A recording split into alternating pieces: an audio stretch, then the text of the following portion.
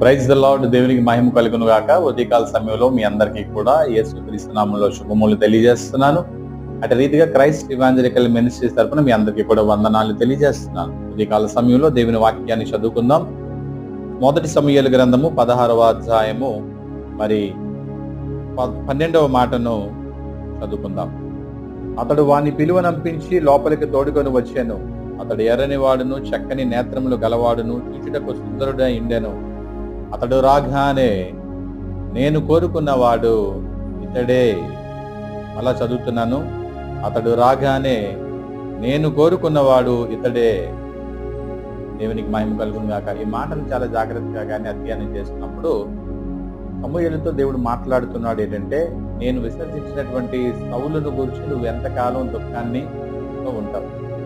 ఇంకా సౌలును ఇశ్రాయేలుకి రాజుగా నేను పక్కన పెట్టేశాను కాబట్టి నేను ఒక వ్యక్తిని నీకు చూచేస్తున్నాను, ఒక వ్యక్తిని నీకు చూపెడతాను.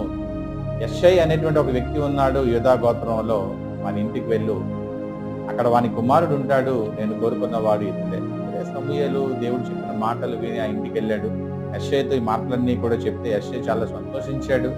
యెషై అనుకుంటున్నాడు, నాకు 8 కుమారులు ఉన్నారు కదా, అందులో 7 కుమారులు ఇప్పటికే సైన్యంలో ఉన్నారు కాబట్టి జ్యేష్ఠుడైనటువంటి ఏలీయాబును పిలిచాడు. ఏలీయాబును సమూయేలు ముందు నిలబెట్టితే సమూయేలు అంటాడు, కాదు ఏలీయాబు కాదు అంటాడు. సరే, రెండవ కొడుకు అయినటువంటి అమ్మీనాదాబును పిలిచాడు. సమూయేలు అంటున్నాడు, దేవుడు ఇతన్ని కోరుకోలేదు అంటున్నాడు. సరే, మూడవ కుమారుడు షమ్మా వచ్చాడు. సమూయేలు అంటున్నాడు, దేవుడు ఇతనిని కోరుకోలేదు. అలాగా మిగతా అందరి కుమారులని యెషై చూపెట్టిన తర్వాత సమూయేలు వీళ్ళెవ్వరిని కూడా దేవుడు కోరుకోలేదు. సమూయేలు యెషై అంటున్నటువంటి మాటలు ఏంటంటే, ఇంకెవరైనా ఉన్నారా? యెషై అంటున్నాడు, అటసారి వాడు ఒకడు ఉన్నాడు, వాడు గొర్రెలను కాచుకుంటున్నాడు, పిలవాలా అంటే సమూయేలు పిలువమని చెప్పాడు. ఆ యొక్క కడసరి వాడు ఎవడైనానంటే బాలుడైన, దేవుని చేత ఏర్పరచబడిన, దేవుని మీద మనస్సు ఆనుకొనిన, దేవుని బలము కలిగిన, దేవుని ఆత్మ కలిగిన, దేవుని కొరకు ఆయుత్తపరిచినటువంటి దావీదు ఇలా రాగానే ఏం జరిగింది అంటే, దేవుని స్వరము వినబడుతుంది సమూయేలుతో, ఇదిగో నేను కోరుకున్నవాడు ఇతడే. నిజంగా ఈ రోజుల్లో నీవు ఒకవేళ నిజంగా దేవుని మీద అటువంటి నమ్మకము, అటువంటి విశ్వాసము కలిగి, దేవుని శక్తిని నీవు కలిగి ఉంటే దేవుడు కూడా అంటాడు, ఇదిగో నేను నిన్ను కోరుకుంటున్నాను, ఇదిగో నీవు నా కొరకు ఆయుత్తపరుస్తున్నాను, ఇదిగో నా కొరకు నువ్వు ఒక పాత్రగా వాడబడతావు అనేటువంటి ఆ గొప్ప మాటలు దేవుడు నీకు తెలియజేస్తాడు. మరి ఏంటంటే, దావీదు లాంటి జీవితము, దావీదు లాంటి మనస్సు మనము కలిగి ఉండాలి.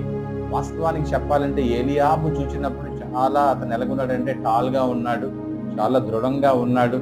సమూయేలు అనుకున్నాడు ఏలీయాబును దేవుడు సెలెక్ట్ చేస్తాడని, కానీ దేవుని మనస్సు వేరు.